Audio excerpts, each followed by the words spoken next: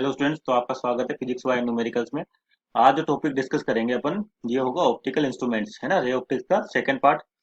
तो optical instrument basically देखा जाए तो आपके पास काफी इंपॉर्टेंट सेक्शन है रे ऑप्टिक्स के केस में, है ना। क्योंकि ये आपका सब्जेक्ट है या जो टॉपिक है, ये प्रैक्टिकल परफॉर्मेंस के ऊपर डिपेंड करता है, यानी कि इसके प्रैक्टिकल्स परफॉर्म होते हैं। तो मोस्ट प्रोबेबिलिटी क्वेश्चंस की होती है, जैसे वो प्रैक्टिकल क्वेश्चन ज्यादा आते हैं ना आपके पास, कि वहां से चांसेस होते हैं कि उस टॉपिक से क्वेश्चंस बने। तो आपके पास यहाँ पर बेसिकली तीन ऑप्टिकल इंस्ट्रूमेंट्स उनको डिस्कस करेंगे। एक तो होगी आपके पास ह्यूमन आई, एक होगा आपके पास माइक्रोस्कोप, और एक होगा टेलीस्कोप। ठीक है, इसमें माइक्रोस्कोप के दो टाइप के होते हैं आपके पास, एक तो होता है सिंपल और दूसरा होता है कंपाउंड। उस तरह से टेलीस्कोप भी आपके पास एस्ट्रोनॉमिकल, टेरेस्ट्रियल, रिफ्लेक्टिंग, इस तरीके से होते हैं। और एक आती है ह्यूमन आई।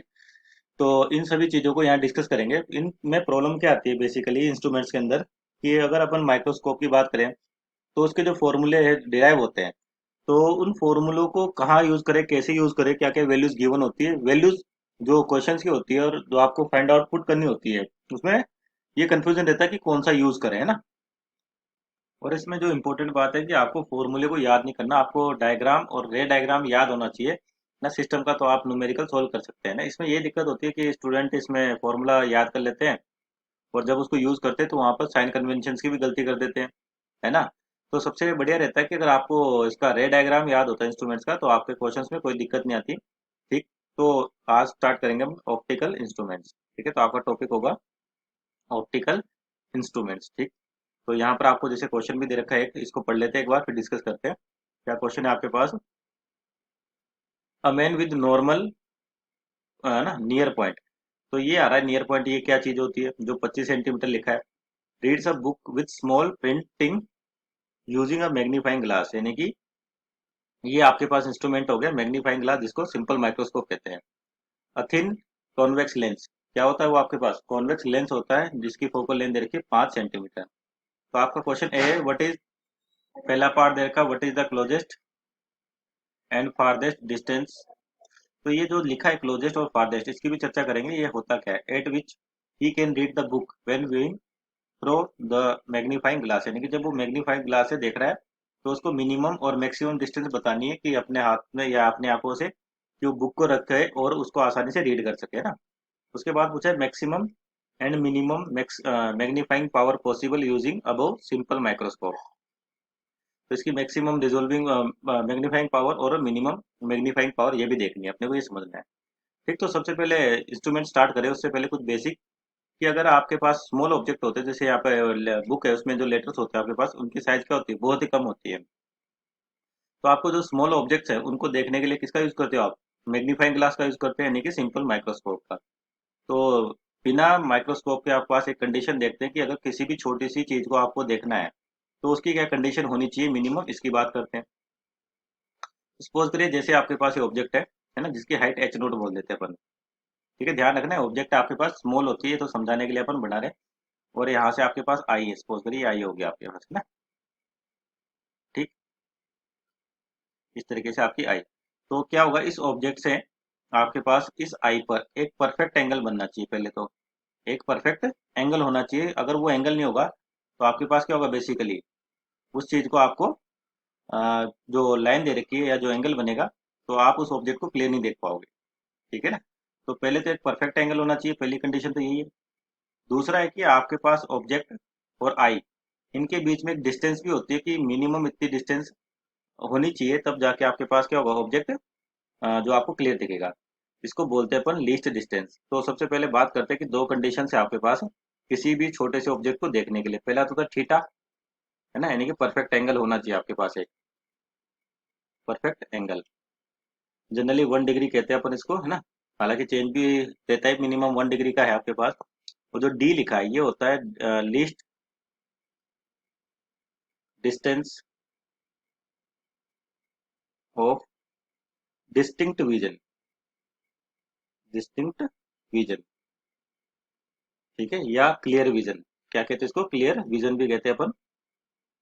ठीक। तो यानी कि अगर आपके पास जो लेटर्स होते हैं बहुत ही पास पास होते हैं, इस तरीके से ए बी, ठीक है ना, जैसे ये लिखा है यहाँ पर, तो जब अगर कोई भी पर्सन इसको रीड कर रहा है, तो आपको अगर सेपरेट दिखाई दे, तो जैसे आप भी खुद प्रैक्टिकल करें या इसको समझें कि जैसे आपके पास बुक है और आप बुक को रीड कर रहे हो, तो फिक्स कुछ डिस्टेंस के साथ रीड करते हैं, अगर आप उस बुक को पास लेके आओगे तो आपके पास जो ऑब्जेक्ट सॉरी उस पे इमेज होती है, लेटर्स जो भी होते हैं वो आपकी ब्लर हो जाती है, यानी कि आपको क्लियर दिखना कम हो जाती है, यानी कि तो एक तो ये चीज होगी, है ना, कि आपके पास आई से एक मिनिमम डिस्टेंस तो होनी चाहिए ताकि उनको आप क्लियर देख सको और डिस्टिंक्ट अलग अलग देख सको, है ना।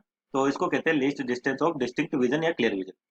तो ये दो कंडीशंस आपके पास मैटर करते हैं, एक तो ए यानी कि थीटा और दूसरा डी, है ना। इन दोनों चीजों को सेटिस्फाई करवाना हमेशा। अगर मान लीजिए इनमें से अपन एंगल को बढ़ाने चाहे, जैसे जैसे एंगल बढ़ेगा वैसे वैसे आपके पास इमेज है वो, आपके पास लेटर्स है उसके लिए एंगल बढ़ेगा तो आपको वो दिखाई देना चाहिए ज्यादा। लेकिन इसके साथ दूसरी बाउंड्री भी जो आपके पास कंडीशन है ये भी मैटर कर जाती है, किस तरीके से कि जैसे सपोज करो आप इस ऑब्जेक्ट को यहाँ लेके आ गए, है ना, यहाँ तो लेके आ गए। अब यहाँ लाने के बाद क्या किया, आपके पास जो एंगल बन रहा है इस वाले ऑब्जेक्ट से आपके आइज पर, है ना, वो बढ़ चुका है। ठीक है, एंगल बढ़ गया आपके पास। अगर एंगल बढ़ गया तो इसका मतलब क्या होगा, आपके पास सपोज को इसको थीटा वन बोल देते हैं, तो आपके पास विजन यानी कि लेटर क्लियर दिखना चाहिए। लेकिन ऐसा नहीं होता, दूसरी तरफ क्या हुआ, जो आपके पास लीस्ट डिस्टेंस है वो कम हो गई, है ना। तो अगर चाहे आपका लेटर पास ले लिया आपने, पर ये जो विजन है ये कम हो गया, इसकी वजह से भी आपको इमेज क्लियर नहीं दिखाई देती। तो दोनों कंडीशन सेटिस्फाई होनी चाहिए, एक तो थीटा सेटिस्फाई होना चाहिए और एक डी भी सेटिस्फाई होना चाहिए। अगर एक भी सेटिस्फाई नहीं होगा तो आपके पास ये आपको जो इमेज है या ऑब्जेक्ट है वो क्लियर नहीं दिखाई देगा, ठीक। और इसको बोलते हैं अपन अनएडेड आइज। अनएडेड इसका मतलब बिना किसी ऑप्टिकल इंस्ट्रूमेंट के, जैसे आप स्पेक्स वगैरह यूज करते हो विदाउट एनी ऑप्टिकल इंस्ट्रूमेंट, ठीक है ना। तो बिना किसी ऑप्टिकल इंस्ट्रूमेंट के आप जो आई होती है उसको बोलते हैं अनएडेड आइज, ठीक। अब मान लीजिए आप इसमें इसको चेंज करना चाहते हो, ठीक। तो क्या करते हैं अपन, इंस्ट्रूमेंट का यूज करते हैं। तो सबसे पहले जो इंस्ट्रूमेंट यूज करेंगे, सिंपल माइक्रोस्कोप के बारे में चर्चा करेंगे, सिंपल माइक्रोस्कोप क्या है ना, और कैसे काम करता है, और इसको यूज करने से आपके पास जो लेटर्स है या डिस्टेंस है उस पर क्या इफेक्ट होता है, ठीक। तो सिंपल माइक्रोस्कोप, तो माइक्रोस्कोप जो वर्ड आ रहा है खुद ही इससे आपको पता चल गया होगा माइक्रोस्कोप किस काम आता है, टू सी स्मॉल ऑब्जेक्ट्स, यानी कि छोटे छोटे ऑब्जेक्ट्स को देखने के लिए आपके पास माइक्रोस्कोप का यूज किया जाता है, ठीक है ना। तो पहला माइक्रोस्कोप कौन सा, सिंपल माइक्रोस्कोप।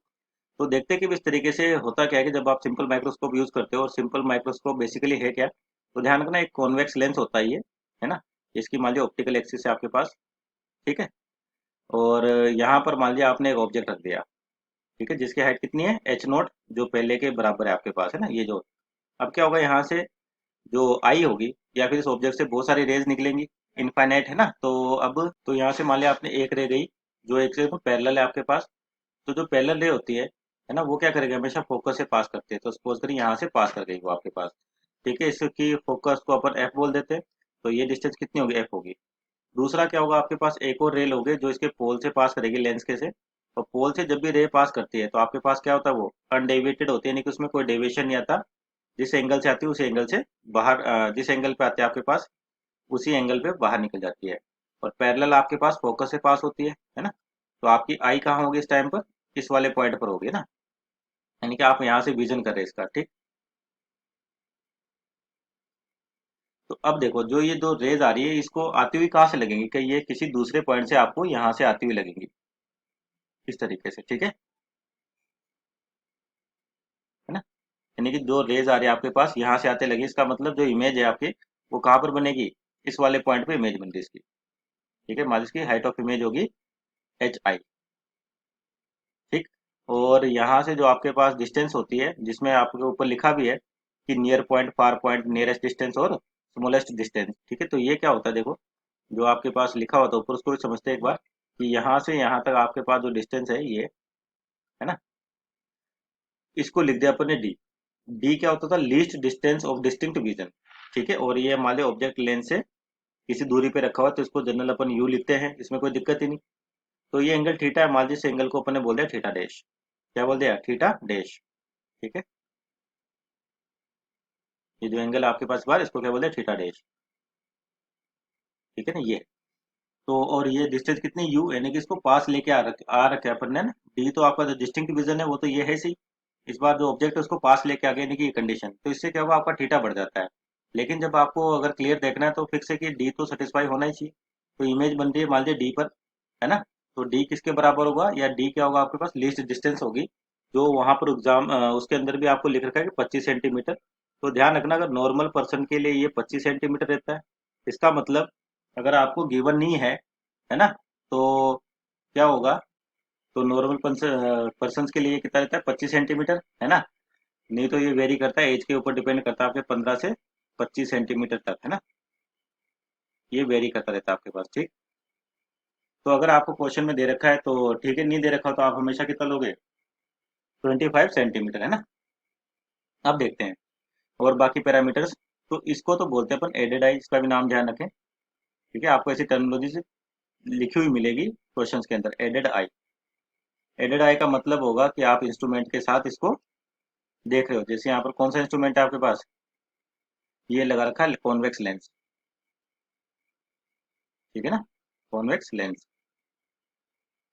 अब यहाँ पर जो मैग्निफिकेशन होगा आपके पास, इसको देखो ध्यान से, जो मैग्निफिकेशन होता है यहाँ पर, यानी कि मैग्निफिकेशन की डेफिनेशन लिखते हैं पहले तो एक बार, कि मैग्निफिकेशन इस लेंस के लिए, माइक्रोस्कोप के लिए होता क्या है। तो मैग्निफिकेशन आपके पास हो गया, या मैग्नीफाइंग पावर भी कहते हो जिसको आप, मैग्निफिकेशन, ठीक है ना। तो कौन सा मैग्निफिकेशन मिलेगा, ये भी इंपॉर्टेंट चीज है, तो यहाँ ध्यान रखना, आपके पास एंगुलर मैग्निफिकेशन मिलता है, ठीक है। जैसे अभी कह रहे थे कि एंगल मिनिमम इतना तो होना चाहिए, इससे ज्यादा होगा तो आपको इमेज क्लियर अपने आप ही दिखेगी ना। तो एंगुलर मैग्निफिकेशन, तो जो मैग्निफिकेशन मिलेगा आपको, वो कौन सा होगा, एंगुलर, ठीक। तो इसको कैसे डिफाइन किया गया है, कि आपके पास एक तो एडेड आई मतलब इंस्ट्रूमेंट की हेल्प से, और बिना अनएडेड बोले कि नहीं, बिना इंस्ट्रूमेंट हेल्प से, तो आपका जो एंगल बनता है, यानी कि विजन एंगल, इसको क्या बोलते हो आप, विजन एंगल विद इंस्ट्रूमेंट, या विद एडेड आई लिख सकते हैं अपन, है ना, विद एडेड आई अपॉन, क्या होगा आपके पास, मैक्सिमम एंगल,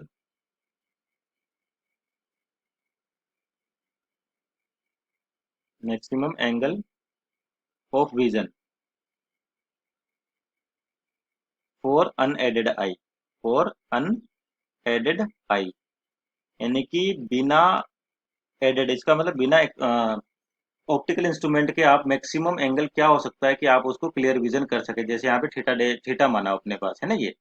तो और ये दूसरा क्या होगा, जब अपन इसको इंस्ट्रूमेंट की हेल्प लेंगे, तो अब आपके पास कितना एंगल होता है, वो इन दोनों का रेशियो यहाँ पर मैग्नीफाइंग पावर कहलाता है।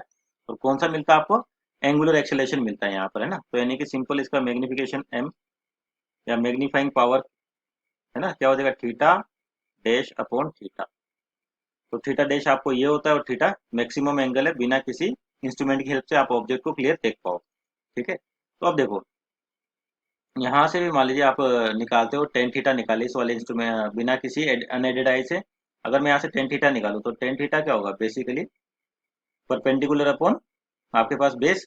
तो परपेंडिकुलर कितना है, एच नॉट, ठीक है ना। इस वाले डायग्राम की बात करें जो लीज डिस्टेंस वाला है ना, ये तो आपको केवल समझाने के लिए, इस वाले डायग्राम से टेन थीटा निकाले तो perpendicular that is H not, और बेस कितना है इसका, डी।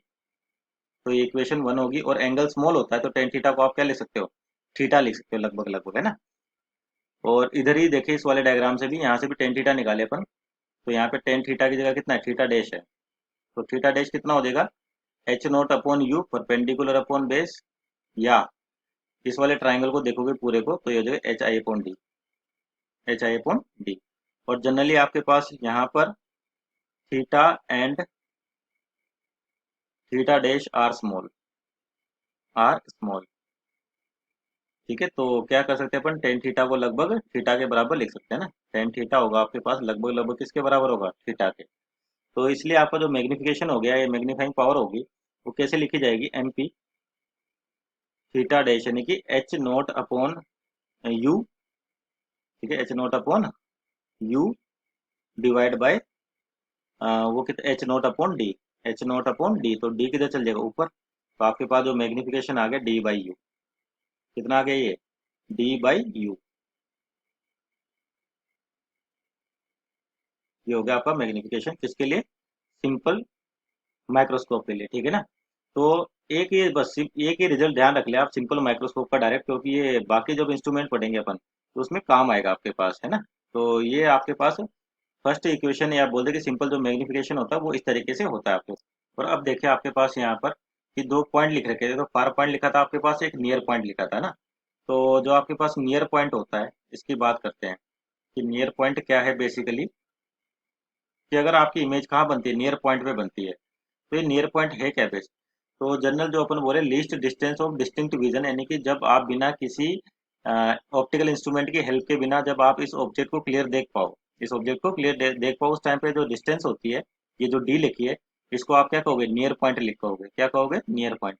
तो ध्यान रखना नियर पॉइंट का मतलब क्या है, जो आपका least distance of distinct vision होता है उसको अपन क्या कहते हैं, नियर पॉइंट कहते हैं ना। बिना किसी इंस्ट्रूमेंट की हेल्प से जब आप इतना देख सकते हो, तो इंस्ट्रूमेंट की हेल्प से अगर मान लीजिए आपके आइज में कोई डिफेक्ट है और आप नहीं देख पा रहे, तो अगर मान लीजिए आपका जो नियर पॉइंट है वहां पर आपको इमेज बनानी है, तो क्या कंडीशन होनी चाहिए आपके पास और क्या होता है उस समय पर। तो जो आपकी इमेज है वो कहाँ पर बननी चाहिए, least distant of distinct vision, यहाँ डी पर बननी चाहिए, ठीक है ना। तो डी पर बने, इसके लिए आपके पास जो डायग्राम तो है, ठीक है, लेकिन यहाँ पर एक और कंडीशन होती है जब आपके पास नियर पॉइंट पे इमेज बनती है। इस कंडीशन को अपन स्ट्रेस कंडीशन भी कहते हैं, है ना, स्ट्रेस्ड या स्ट्रेंड आई, स्ट्रेंड आई। यहाँ इसका मतलब क्या हुआ कि जब आप अगर नियर पॉइंट पे इमेज बना रहे हो और जब आप उसको देखते हो तो आपकी आंखों पे हल्का सा स्ट्रेस जनरेट होता है। क्यों जनरेट होता है, क्योंकि आपको फोकस, अपनी आंखों का जो फोकस है थोड़ा सा एडजस्ट करना पड़ता है, इसका मतलब आपको आंखों की पावर यूज करनी पड़ती है, तो आपकी आंखों पे हल्का सा क्या है, स्ट्रेस जनरेट हो जाता है, ठीक है ना। तो ये नियर पॉइंट को एक और चीज ध्यान रखना है, इसको स्ट्रेस या स्ट्रेंड आई कंडीशन भी कहते हैं ना, ठीक है। क्यों, क्योंकि आपको हल्की सी पावर ज्यादा लगानी पड़ती है ऑब्जेक्ट को देखने के लिए। तो लेंस मेकर फॉर्मूला से आपके पास, from lens makers formula, lens makers formula क्या होता है, ये आपके पास 1/v minus 1/u is equal to 1/f, ठीक है। तो अब मान लीजिए नियर पॉइंट की बात करें, तो नियर पॉइंट पे आपका v किसके बराबर होगा, d के। और जो d का साइन देखें तो आपके पास जो साइन कन्वेंशन है वो कैसे लेते हो आप, कि लेंस को तो, इस पोल को तो क्या मानते हो आप, ओरिजिन मान लेते हो। तो जिस डायरेक्शन में रेज जाती है उस डायरेक्शन में तो आप पॉजिटिव डायरेक्शन कंसिडर करते हो, और इसके जस्ट ऑपोजिट जाते हो आप तो नेगेटिव डायरेक्शन कंसिडर करते हैं, बेसिकली ये रूल होता है। तो जो आपका ऑब्जेक्ट है वो इधर है आपके पास, और इमेज बन रही है वो भी इधर बन रही है, यानी कि आपका v क्या होगा, माइनस, सॉरी हाँ, v क्या हो जाएगा, माइनस का, यानी कि d की, v किसके बराबर हो, d के बराबर। तो d किसका होगा आपका, माइनस का।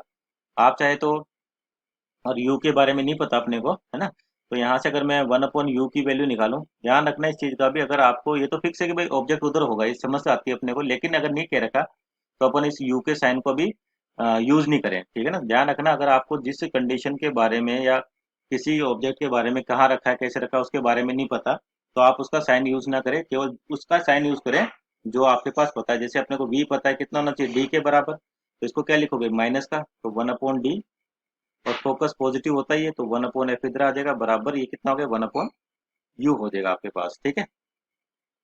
तो यहाँ से अगर वैल्यूज निकाले किसकी, या फिर 1/, इसको सोल्व करें तो माइनस कॉमन ले लेते हैं, तो बचेगा ये आपके पास D F, sorry D plus F, एल्शियम लोगे डी एफ आएगा इसका, है ना। तो ये हो जाएगा ऊपर से डी प्लस एफ, ठीक है, अपॉन डी एफ, किसके बराबर हो गया, 1/u के। तो इसको उठा के इसे मैग्निफिकेशन में रख दें तो आपका जो मैग्निफिकेशन है वो कितना हो जाएगा, ठीक है, माइनस, ये हो जाएगा आपके पास डी बाई, तो डी से डी कैंसिल आउट हो जाएगा, तो सिंपल बचेगा आपके पास ये यहाँ से। तो मैग्निफिकेशन कितना हो जाएगा इसका आपके पास, एम, ठीक है, कितना देगा, डी बाई यू, तो डी और यू की वैल्यू, 1/u की वैल्यू है अपने पास कितनी, D plus F upon D F, ठीक है। और माइनस का साइन, आप चाहे तो इस माइनस को डेरिवेशन में यूज करो या मत यूज करो, कोई दिक्कत नहीं है ना। मैग्नीट्यूड वाइज का बात करेंगे लास्ट में, आप लगा सकते हो, तो डी से डी कट देगा, और इसको डिवाइड करें तो ये बनेगा 1 + d/f, 1 + d/f। तो ये इसका मैग्निफिकेशन है, इसका सिंपल माइक्रोस्कोप का। कहाँ पर, जब नियर पॉइंट की बात करते हैं, किसकी, नियर पॉइंट, ठीक है ना। और अब बात करते हैं जो एक और पॉइंट लिखा था उस पर फार पॉइंट लिखा हुआ था आपके पास, क्वेश्चन में पूछा क्या था, नियर पॉइंट और फार पॉइंट बताइए कितना होगा। तो फार पॉइंट की बात करते हैं कि फार पॉइंट है क्या। ठीक है, तो फार पॉइंट को बोलते हैं, ध्यान रखना, दूसरा इसका नाम होता है रिलैक्स पोजीशन। रिलैक्स पोजीशन इसका मतलब आपके पास अगर ये कंडीशन है तो यहाँ आंखों पे कोई भी स्ट्रेस जनरेट नहीं होता, आपको पावर ज़्यादा यूज़ करने की जरूरत नहीं पड़ती, इसलिए इसको रिलैक्स पोजीशन भी कहते हैं आई की फार पॉइंट। तो उस केस में जो आपकी ऑब्जेक्ट सॉरी इमेज बनेगी वो कहाँ पर बनेगी, माइनस इन्फिनिटी पे बनेगी। माइनस इन्फिनिटी का मतलब जो आपका डी है उससे थोड़ी ज़्यादा, उससे ज़्यादा दूर पे आपके पास इनफाइनाइट क्या होता है, रिलेटिव टर्म होता है फिजिक्स के कंसेप्ट से। तो आप इनफाइनाइट कहोगे, इसका मतलब आपका जो इमेज है वो थोड़ी ज़्यादा दूर बनेगी जो कंडीशंस आपको दे रखी है ना। तो इस केस में आपके पास क्या होगा, कि जैसे वो आपके पास मैग्निफिकेशन और इमेज कहाँ बने, इनफाइनाइट पे। तो इनफाइनाइट पे कब बनती है, जब आपको ऑब्जेक्ट कहाँ रखा हो, फोकस पे रखा हो, ये कंडीशन आपके पास होती है कि अगर इमेज को इनफाइनाइट पे बनना है तो ऑब्जेक्ट आपका उस लेंस के फोकस पे होना चाहिए। तो इस केस में जो मैग्निफिकेशन है सिंपल डायरेक्ट वहीं से डी बाई यू होता है, तो यू की जगह आप क्या रख दोगे, एफ रख दोगे। तो यानी कि अब मैग्निफिकेशन कितना हो गया आपके पास, डी बाई एफ, यानी कि इस केस में मैग्निफिकेशन इस वाले केस से कम है, लेकिन इस केस में आपके पास आई है उसकी पोजीशन क्या, रिलैक्स है। ठीक है, तो ये डिपेंड करता है कि आपको कितना मैग्निफिकेशन देखना है ना, ऑब्जर्वर के ऊपर, कि अगर वो ज़्यादा मैग्निफिकेशन देखता है तो आप कुछ थोड़ा सा स्ट्रेस ला के उसको मैग्निफिकेशन को थोड़ा बढ़ा सकते हैं। रिलैक्स पोजीशन में देखना चाहते हो तो आपका मैग्निफिकेशन ये होता है। ठीक है, ओके। तो अब न्यूमेरिकल को देखते हैं, आपके पास क्या दे रखा है, ये है आपके पास। ठीक है, आपको नियर पॉइंट 25 सेंटीमीटर दे रखा है ना, कि डी की वैल्यू गिवन है, ध्यान रखना ये क्या है आपके पास, डी। ठीक है, और उसके बाद आपको फोकल लेंथ दे रखी है 5 सेंटीमीटर। तो पहला वही क्लोजेस्ट बतानी है और फारदेस्ट बतानी है। तो यानी कि डिस्टेंस तो आपके पास यहाँ से देखो, जो यूज करेंगे सिंपल डायरेक्ट ही अपने पास डी दे रखा है, और नियर पॉइंट के लिए आपके पास जो मैग्निफिकेशन है और इसमें मैग्नीफाइंग पावर भी पूछी हुई है। ठीक है ना, तो यहाँ लिख लेते हैं जो डेटा दे रखा है आपको उस न्यूमेरिकल में। एक तो डी दे रखा है 25 सेंटीमीटर, अगर नहीं दे रखा होता और कुछ नहीं लिखा होता तो आप भी कितना मानते हैं, इसको 25 सेंटीमीटर मानते हैं। फोकल लेंथ दे रखी है आपको 5 सेंटीमीटर, है ना। तो पहले नियर पॉइंट की बात करते हैं। ठीक है, नियर पॉइंट, तो यहाँ पर जैसे कहा कि स्टार्टिंग में आपको रटना नहीं है, सिंपल जो आपका लेंस का फॉर्मूला था उसी को यूज करना है, 1/v minus 1/u is equal to कितना होगा, 1/f। ठीक है, ये हो गया आपके पास कंडीशन, 1/v माइनस 1/u, है ना, और 1/f। तो आपको यहाँ पर u के बारे में नहीं पता और u फाइंड आउट करना है, तो जिसके बारे में नहीं पता उसका साइन यूज ना करे, जैसे पहले बताया। तो यहाँ पर v की वैल्यू कितनी होगी, माइनस का 25। ठीक है, माइनस क्यों लिया, क्योंकि आपकी जो इमेज बन रही है वो जो जिधर रेज आ रही है उसके जस्ट अपोजिट डायरेक्शन में इमेज बनती है आपके पास। ठीक है ना, रेज आपकी इधर जा रही है और इमेज इधर बन रही है, तो पोल से अगर अपोजिट डायरेक्शन जा रहे हैं तो नेगेटिव, यानी कि माइनस का 25 हो जाएगा आपके पास। और इसको इधर ले जाएंगे तो प्लस का हो जाएगा, इधर आएगा तो माइनस का, तो माइनस का 1/5, फोकस इसका पॉजिटिव होता है, ये इक्वल टू 1/u। तो यहाँ से आपके पास 1/u इज इक्वल टू कितना आ जाएगा, एलसीएम आएगा इसका 25, है ना, और माइनस मान लीजिए आप कॉमन ले लेते हो तो ये हो जाएगा आपके पास 30।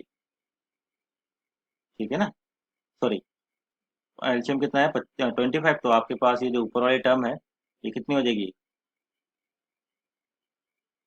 ठीक है, तो ये इधर 1 और ये +5। ठीक है, तो ये हो गया माइनस का 6/25। तो यहाँ से u की वैल्यू कितनी आ जाएगी आपके पास, 25/6 माइनस का, तो ये आएगी लगभग आपके पास -4.1 सेंटीमीटर। तो ये है आपके पास नियर पॉइंट, यानी कि अगर वो पर्सन बुक को अपनी आई से इतनी दूर रखता है तो आप वो इमेज को क्लियर देख सकता है, यानी कि बुक को इजीली रीड कर सकता है। और माइनस क्या बता रहा है, तो आपकी इमेज भी उधर ही बनेगी। तो इसलिए जनरल ये चीज ध्यान रखें, अगर आपको नहीं पता, साइन नहीं दे रखा जिसके ऑब्जेक्ट के बारे में, उसको बिना साइन के ही रखें, ऑटोमेटिक आपका आंसर साइन के साथ आ जाता है। और आपको यहाँ रटने की कोई जरूरत नहीं है, लेंस से ही बन के लेंस के कंसेप्ट होते हैं, माइक्रोस्कोप लेंस यूज होते हैं, लेंस के कंसेप्ट ही काम आते हैं आपके पास डायरेक्ट, है ना। जैसे दूसरा पूछा था कि फार पॉइंट पे बताइए कि कितना बनेगा, है ना। तो फार पॉइंट के केस में भी आपके पास ये रखा है कि कितनी दूरी पर, और फार पॉइंट का मतलब क्या होता है आपके पास, जो डी सॉरी वी होगा वो कितना होना चाहिए, इनफाइनाइट, कितना होना चाहिए, माइनस का इनफाइनाइट। तो जब इनफाइनाइट पे इमेज कब बनती है, जब ऑब्जेक्ट कहाँ रखा हो, उसके फोकस पे रखा हो, यानी कि यू की वैल्यू किसके बराबर होगी, इसके एफ के बराबर होगी, जो आपको माइक्रोस्कोप का फोकस दे रखा है। तो यानी कि यहाँ से सिंपल कहें तो आपके पास u बराबर जो फोकस कितना दे रखा है 5, यानी कि, और माइनस में आएगा तो -5 सेंटीमीटर। ठीक है ना, -5 सेंटीमीटर। तो यानी कि फार पॉइंट के लिए आपका ऑब्जेक्ट कितनी दूरी पर है या बुक कितनी दूरी पर होनी चाहिए, 5 सेंटीमीटर पे, तो आपके पास वो इजीली उस बुक को रीड कर सकता है पर्सन। ठीक है, तो ये इसका आंसर। उसके बाद मैग्नीफाइंग पावर पूछिए, तो जस्ट मैग्नीफाइंग पावर तो आपके पास डायरेक्ट फॉर्मूला पुट कीजिए, 1+d/f, है ना, दे रखा है, ये कौन सा होगा, नियर पॉइंट होगा, और फार पॉइंट होगा d/f, तो ये आपके आंसर्स हो जाएंगे। ठीक, तो ये तो था कुछ बेसिक आपके पास किसके लिए, सिंपल माइक्रोस्कोप का। तो पर इंपॉर्टेंट चीज क्या है कि इसमें आपने जो ये डेरिवेशन कर रहे हैं अपन या इसका कंसेप्ट सीख रहे हैं, तो जो चीजें जैसे समझाई गई हैं उसी तरीके से आप इसको न्यूमेरिकल्स में यूज करें ताकि गलती होने के चांस नेग्लेजिबल रहे। उसी तरह से आपके पास जो दूसरा माइक्रोस्कोप आता है उसको बोलते हैं अपन कंपाउंड माइक्रोस्कोप। क्या बोलते हैं, कंपाउंड माइक्रोस्कोप, कंपाउंड माइक्रोस्कोप। ठीक है, तो ये क्या होता है और कैसे काम करता है, इसकी इसको भी समझ लेते हैं एक बार, और उसके न्यूमेरिकल्स भी, और सिंपल माइक्रोस्कोप के और भी न्यूमेरिकल्स करेंगे जिसमें थोड़ा सा कंसेप्ट आपका यूज होगा। ठीक है ना, तो कंपाउंड माइक्रोस्कोप की बात करते हैं। तो कंपाउंड माइक्रोस्कोप बेसिकली आपके पास है क्या कि इसमें दो लेंस होते हैं, पहले वाले में तो कितने थे, एक था, इस बार कितने लेंस होंगे, दो। ठीक है, तो जैसे आपके पास फर्स्ट मान लीजिए लेंस है जो, उसको तो बोलेंगे ऑब्जेक्टिव, और दूसरे को आईपीस। ये आपके पास ऑब्जेक्टिव हो गया, और ये हो गया मान लीजिए आपके पास आईपीस। ठीक है ना, और ये इन दोनों को ज्वाइन करने वाली ऑप्टिकल एक्सिस इनकी, है ना, ये होगी इसकी ऑप्टिकल एक्सिस। ठीक है, अब आपके पास जो ऑब्जेक्ट है वो कहाँ रखा हुआ है, सपोज करिए आपका ऑब्जेक्ट यहाँ पे रखा हुआ है इससे, ये हो गया plus object, H0, height of object बोल देते हैं। और ये होता है आपके पास, इस वाले को तो बोलते हैं, ध्यान रखना, ऑब्जेक्टिव लेंस, इसको क्या बोलोगे आप, ऑब्जेक्टिव लेंस। ठीक है ना, और ये होता है आपके पास आईपीस। ठीक, अब देखिए, इमेज के से इसकी फोकल लेंथ बोल देते हैं F0, और इसकी फोकल लेंथ बोलते हैं Fe। ठीक है ना, आईपीस की। तो कैसे बनाते हैं इमेज, रेज तो इनफाइनाइट निकलेंगी, पर दो ही रेज लेते हैं, एक तो कौन सी जो अपन पैरेलल मानते हैं कि एक पैरेलल गई तो कहाँ से पास करेगी, इसके फोकस से पास कर देगी आपको। दूसरी क्या होगी, एक पोल से गुजारोगे आप, है ना, तो इस वाली रेज को ही कहीं ना कहीं पोल से पास करे इसको यहाँ से। ठीक, सपोज करिए पोल है आपके पास और ये से यहाँ जाके मिलते हैं कहीं पर, है ना। ठीक है, थोड़ा डायग्राम ध्यान रखिए, आपके पास तिरछा हो गया, स्ट्रेट लाइन जाएगी एकदम। ठीक है ना, ऐसे है। तो यानी कि जो पहली इमेज बनी यहाँ पर बनी आपके पास, सपोज करिए इसको बोल देते हैं अपन V0। ठीक है ना, F0 है, तो इसके लिए जो डेटा ले लिया अपन ने, यहाँ से जो इमेज बनती है कितनी दूरी पे बनती है, V0 दूरी पे बनती है। तो ये पहली इमेज होगी आपके पास HI। अब क्या होगा, वापस यहाँ ये जो इमेज बनी आपके पास, ये यहाँ से यहाँ तक, ठीक है, इस तरीके से बना लेते हैं इसको, ये आपके पास इमेज बनी। तो यहाँ से भी क्या होंगी, दो रेज लोगे आप, कौन सी, एक तो पैरेलल निकालोगे जो दूसरे के फोकस से पास कर देगी, मान लीजिए रे है आपके पास पहली पैरेलल, और ये इसके फोकस से पास कर देगी आपके पास, है ना, किसके से, जो आपका आईपीस है उसके फोकल लेंथ से। ठीक है, ठीक, इस तरीके से। और एक कहाँ से पास करोगे आप, इसके पोल से, तो पोल से जो रेज आएगी आपके पास अनडेविएटेड जाती है। ठीक है, इस तरीके से मान लीजिए आपके पास पोल से पास करे इसके, तो पोल से जो पास करती है वो अनडेविएटेड रहती है, इसका पोल हो गया। ठीक, और ये आपके पास डायरेक्शन देखे तो इसकी इस तरीके से और ऐसे, उस तरह से इसकी डायरेक्शन इस तरीके से, और यहाँ पे डायरेक्शन देखोगे तो ये मिलेगी आपको, और आपकी आई है कहाँ पर, यहाँ पर है। ठीक है ना, तो आप इसको यहाँ से देख रहे हो इस बार। ठीक है, यहाँ से विजन कर रहे हैं अपन इसका। तो ये जो रेज आ रही है इस पे गिरी, आपको कहाँ से आती लगेंगी, कहीं दूसरे पॉइंट से आती हुई लगेंगी, सपोज करिए इस तरीके से, है ना।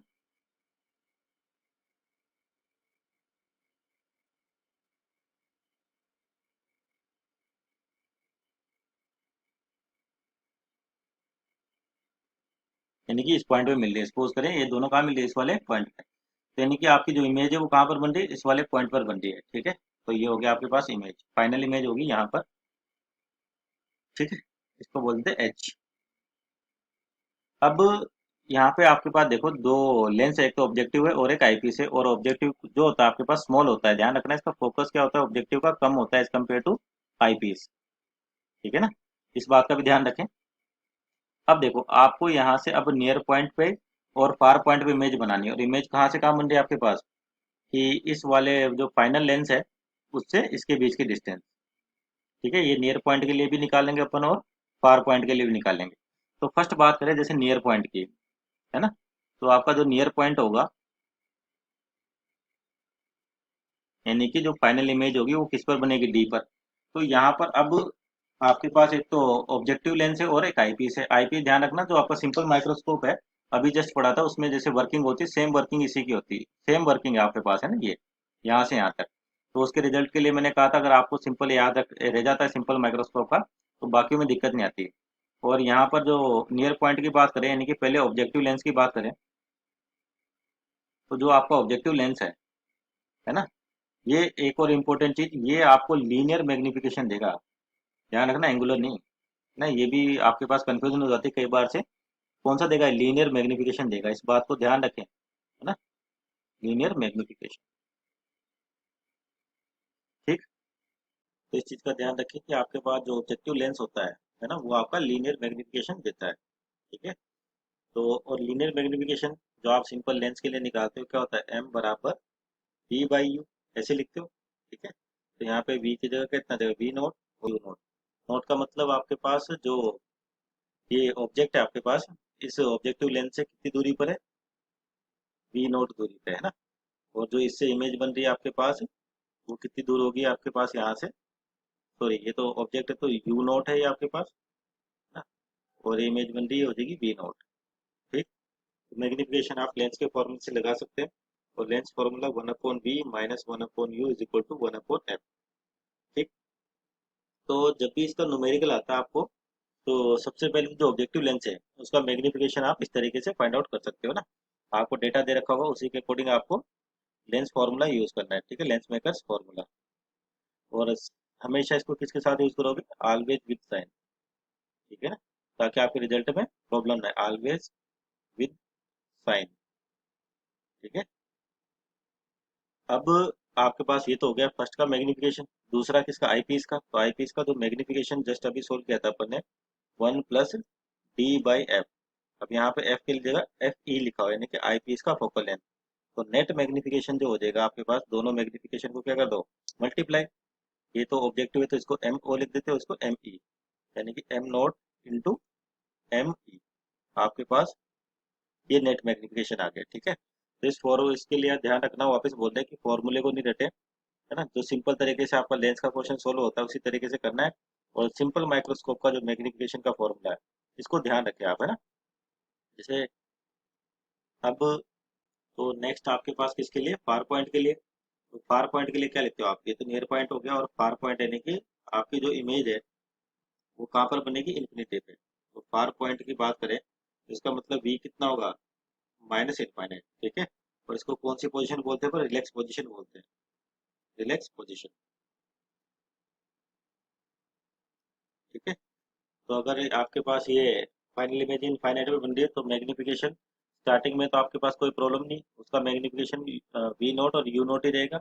यानी कि ऑब्जेक्टिव के लिए तो जो मैग्निफिकेशन है आपके पास वो कितना है, v nought upon u nought. ठीक है। पर जो आपके पास आईपीस का जो मैग्निफिकेशन हो जाएगा, वो रिलैक्स पोजीशन के लिए कितना था, d/f। एफ की जगह यहाँ पर एफ ई।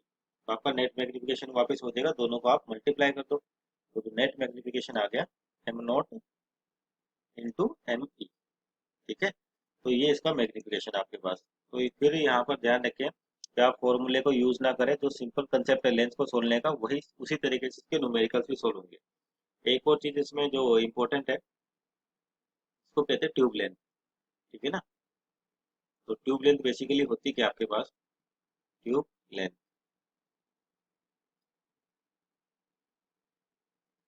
तो ये चीज क्या होती है, जो आपका ऑब्जेक्टिव लेंस है और आईपीस है, दोनों के बीच की डिस्टेंस को ट्यूब लेंथ कहते हैं ना। तो डिस्टेंस बिटवीन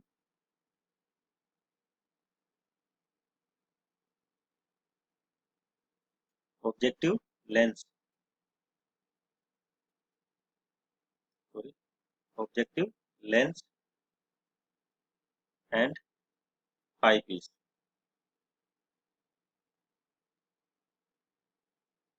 ठीक। तो ये होती है आपके पास ट्यूब लेंथ। तो अगर देखें अपन नियर पॉइंट और फार पॉइंट के लिए, यहाँ पे भी आपके पास न्यूमेरिकल है, इसी कंसेप्ट पे बेसिस है आपके पास। ठीक है। तो यहाँ पे भी आप नियर पॉइंट और फार पॉइंट के लिए लिखोगे ट्यूब लेंथ को, तो जो आपका पहला है वो कौन सा, नियर पॉइंट है ना। तो नियर पॉइंट के लिए डिस्कस करें। नियर पॉइंट,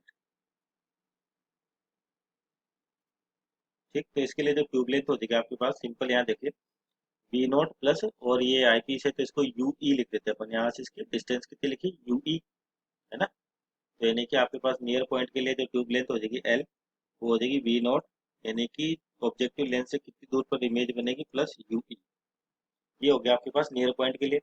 और फार पॉइंट की बात करोगे जब आप, यानी कि रिलैक्स पोजीशन की, तो फार पॉइंट के केस में जो ट्यूब लेंथ हो जाएगी आपके पास वी नॉट प्लस, आपकी इमेज कहाँ पर बननी चाहिए, इन्फिनिटी पर, तो यू की वैल्यू किसके बराबर होगी, एफ ई के बराबर होगी। ठीक, तो ये आपके पास कंपाउंड माइक्रोस्कोप है, ठीक है ना। और जो भी फॉर्मूले हमेशा आपको साइन के साथ रखने हैं। और जो अगर मान लीजिए आप इसमें एक चीज इंपॉर्टेंट नोट करना चाहे तो, कि जो साइन कन्वेंशन है ना, ठीक है। हालांकि वैसे तो जो नॉर्मल कन्वेंशन तो बताए जाते हैं किस तरीके से पॉजिटिव नेगेटिव लिया जाता है, लेकिन फिर भी अगर आपको ये चीजें ध्यान दी जाती है, जैसे मान लीजिए साइन कन्वेंशन की बात करें, और मान लीजिए आई पीस के लिए लिखना चाहते हैं अपन, ठीक है ना। तो आई पीस के केस में आपका यू क्या होगा, यानी कि यू ई, ये भी नेगेटिव होगा क्योंकि लेंस से पहले है ये आपके पास, है ना। और वीई, यानी कि जो इमेज बनेगी वो भी नेगेटिव होगी। और जो लास्ट आपके पास मैग्निफिकेशन, इसका फोकस तो पॉजिटिव होगा, दोनों लेंस का, कैसे लेंस है, कन्वेक्स लेंस है आपके पास है। और जो मैग्निफिकेशन आएगा इसका आपके पास, इसका आई पीस का, ये पॉजिटिव आएगा, ठीक है। और इसी के साथ मान लीजिए आपके पास जो ऑब्जेक्टिव लेंस है उसको भी कंपेयर करें, है ना। ऑब्जेक्टिव लेंस के केस में आपके पास ऑब्जेक्टिव लेंस, ठीक है, इसके लिए यू नोट ये तो नेगेटिव रहेगा, ठीक है। वी नोट ये क्या हो जाएगा, पॉजिटिव, क्योंकि लेंस के दूसरी साइड जाके बनता है आपके पास। मैग्निफिकेशन इसका क्या रहेगा, नेगेटिव, ठीक है। और फोकस तो खैर दोनों का ही पॉजिटिव होगा आपके पास। और जो नेट मैग्निफिकेशन आ रहा है, अभी जस्ट सोल्व किया था अपन ने, एम नेट, इसकी वैल्यू भी क्या आएगी, नेगेटिव आएगी आपके पास, है ना। क्योंकि आपके पास जो इमेज बनती है वो कैसी होती है, इन्वर्टेड इमेज, ठीक है ना। तो ये बेसिक था आपके पास किसके लिए, कंपाउंड माइक्रोस्कोप के लिए। तो इसका भी न्यूमेरिकल देखते हैं किस तरीके से, जो गलतियां करते स्टूडेंट उसको ना करें। यहाँ पर साइन कन्वेंशन लिख दिए, हालांकि आप इसको ऐसा कोई कंपलसरी नहीं है, आप इनको रटो ही सही। एक नॉर्मल क्या करना है आपको, जो लेंस का क्वेश्चन होते हैं लेंस के, उसी तरीके से सोल्व करना है। और आईपीएस के लिए एक स्टैंडर्ड फॉर्मेट है, उसको ध्यान रख ले आप, तो आपके न्यूमेरिकल्स में गलती नहीं होगी, ठीक। तो जैसे मान लीजिए न्यूमेरिकल लेते हैं इसका एक, यहाँ पे दे रखा है, जैसे समझो इस क्वेश्चन को, क्या दे रखा है, कंपाउंड माइक्रोस्कोप है, consist of an objective lens और focal length 2 centimetre, eyepiece of focal length 6.25 centimeter separated by a distance of 15 centimeter. How far from the objective should an object be placed in order to obtain the final image at least distance of distinct vision, यानी कि near point. और दूसरा infinity, यानी कि far point. तो सबसे पहले जो डेटा दे रखा है उसको देखो, जो डेटा दे रखा है उसको लिख लेते पहले। तो ऑब्जेक्टिव का जो फोकस दे रखा है आपको कितना है, 2 सेंटीमीटर, है ना। और जो आपके पास आई पीस है उसका कितना दे रखा है, 6.25 सेंटीमीटर, ठीक। उसके बाद आपको ट्यूब लेंथ दे रखी है 15 सेंटीमीटर, ठीक है। तो अब देखो, आपको फाइंड आउट करना है कि ऑब्जेक्ट कहाँ पे रखा हो ऑब्जेक्टिव से। इसके लिए अगर आपके पास लीस्ट डिस्टेंस पे बनता है, यानी कि नियर पॉइंट पे, और इन्फिनिटी का मतलब फार पॉइंट। तो देखो इसको स्टार्ट कहाँ से करेंगे और सोल्व कैसे करें, मैं आपको पता तो लगे किस तरीके से स्टार्ट करें, आपको दे क्या रखा है ना। तो आपको एक तो ये 3 पैरामीटर्स है। और मान लीजिए आप नियर पॉइंट की बात करते हैं, तो नियर पॉइंट के लिए आपको एक चीज बता रखी है उसने, कि जो फाइनल इमेज है वो कितने पर बनेगी, 25 सेंटीमीटर पे। यानी कि ये पता चल जाएगा जो बीई होगा आपके पास, वो कितना होगा, 25 सेंटीमीटर। और किसका होगा, माइनस का, क्योंकि जो इमेज बनती है उसके लेफ्ट साइड बनती है आपके पास, जो साइन कन्वेंशन लेते हैं उसके अकॉर्डिंग माइनस लिखोगे आप। तो ये बीई आ गया आपके पास यहाँ से, है ना। तो यहाँ से क्या निकाल सकते हैं अपन, यू ई निकाल सकते हैं, यानी कि ऑब्जेक्ट की डिस्टेंस। तो लेंस मेकर फॉर्मूला से क्या होगा, तो from lens makers formula, lens sorry makers formula, इसका यूज करोगे आप, तो क्या आ जाएगा, lens makers formula 1/v minus 1/u equal to 1/f। और किसके लिए लिख रहे हैं अपन ये, आई पीस के लिए, क्योंकि आई पीस के लिए अपने को ये पता चल गया कि जो इमेज बनेगी वो 25 सेंटीमीटर में बननी चाहिए, तो यानी you E, sorry V E, you ई और एफ ई। तो यहाँ से अपन किसकी वैल्यू निकाल सकते हैं, यू ई की। तो 1 अपॉन यू ई बराबर, इसको इधर लेके गए तो प्लस का हो जाएगा, इधर आएगा तो माइनस का हो जाएगा आपके पास। 1 upon we E minus 1 upon F E.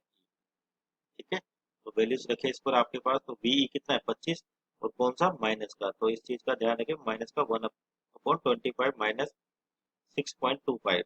ठीक है, कितना दे रखा है 6.25। तो इसको सोल्व करोगे यहाँ से आप, तो 1 अपॉन यू ई बराबर हो जाएगा आपके पास -1/25। और इसको थोड़ा सिंप्लीफाइड लिखे तो 100/625 लिख सकते हैं ना। एलसीएम लोगे आप 625 और इसको सोल्व करोगे। ठीक, तो आपके पास जो यू ई आ जाएगा यहाँ से, वो आ जाएगा -5 सेंटीमीटर।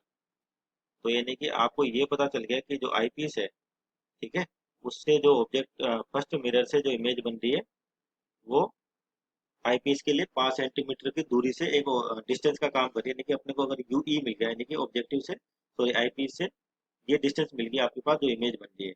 तो ये जो आईपीस है इसके लिए ऑब्जेक्ट का काम है, लेकिन जो ऑब्जेक्टिव था उसके लिए किसका काम करती है, इमेज का काम करती थी आपके पास, है ना।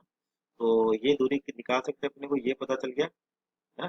टोटल कितना आपके पास 15 सेंटीमीटर। तो इस यू ई को माइनस करोगे आप, तो आपका वी ई आ जाएगा यहाँ से, तो वी नोट यानी कि ऑब्जेक्टिव का। तो क्या हो जाएगा कि आपके पास जो एल दे रखी है, एल बराबर है कि आपके पास V note plus you E. ठीक है, तो यहाँ से वी नोट की जो वैल्यू आ जाएगी आपके पास, वो क्या हो जाएगी, सिंपल। तो देखे अपन, जो वी नोट हो गया आपके पास 15 - 5, दैट इज 10 सेंटीमीटर। ठीक है, यानी कि ऑब्जेक्टिव से जो इमेज बनेगी वो कितने पर 10 सेंटीमीटर। एक और इम्पोर्टेंट चीज, अगर आपका यू ई नेगेटिव आ रहा है, माइनस का, माइनस क्या बता रहा है, केवल आपको डायरेक्शन बता रहा है या पोजीशन बता रहा है, इमेज लेंस के लेफ्ट साइड है या राइट साइड है ना। तो ये ऐसा नहीं कि आप यहाँ पर -5 लिखते इसकी वैल्यू, ये मैग्नीट्यूड फाइंड आउट करना है आपने को। ठीक है, तो वी नोट आ चुका है, तो वी नोट की हेल्प से अपन क्या निकाल सकते हैं, यू नोट निकाल सकते हैं। तो फिर से लेंस मेकर में फॉर्मूला यूज करें, तो 1/वी नोट माइनस 1/यू नोट इज इक्वल टू 1/एफ नोट।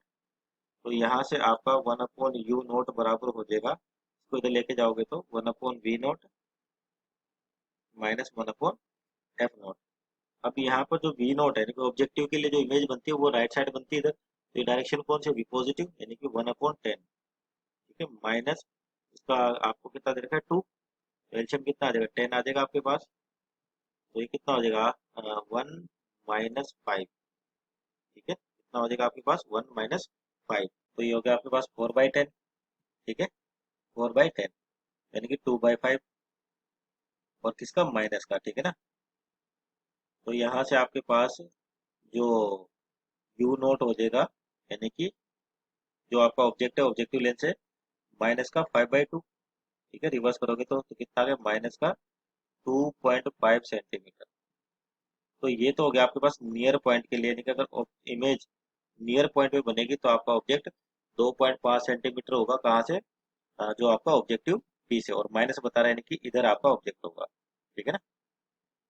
अब इस तरह से मान लीजिए आप किसके लिए बात करना चाहते हो, जो फार पॉइंट है यानी कि इन्फिनिटी है। ठीक है, फार पॉइंट, तो फार पॉइंट के केस में यानी कि जो फाइनल इमेज होगी वो कहाँ पर बनेगी, -इन्फिनिटी पर। ठीक है, अगर -इन्फिनिटी बनेगी तो एक चीज बता सकते हो आप, जो यू ई होगा, ठीक है, वो किसके बराबर होगा, एफ ई के बराबर। ठीक है ना, क्यों, जब ऑब्जेक्ट आपका फोकस पे होता है तभी इमेज कहाँ पर बनती है, इन्फिनिटी पे बनती है। तो वापस लेंस, जो लेंथ थी आपके पास ट्यूब लेंथ, वो हो जाएगी v note plus you E की जगह इस बार कितना आ जाएगा, एफ ई। ठीक है ना, यानी कि एल कितना देगा 15 सेंटीमीटर, तो 15 is equal to v nought, और एफ ई कितना दे रखा आपको आई पी इसके लिए 6.75, सॉरी 25। ठीक, तो यहाँ से वी नोट कितना हो जाएगा, इसको सोल्व करोगे आगे तो वी नोट की वैल्यू आ जाएगी आपके पास 8.75 सेंटीमीटर। अगर वी नोट आ गया तो वापस फिर से लेंस मेकर फॉर्मूला यूज कर लो यहाँ पर, लेंस मेकर फॉर्मूला से, फ्रॉम लेंस मेकर्स फॉर्मूला।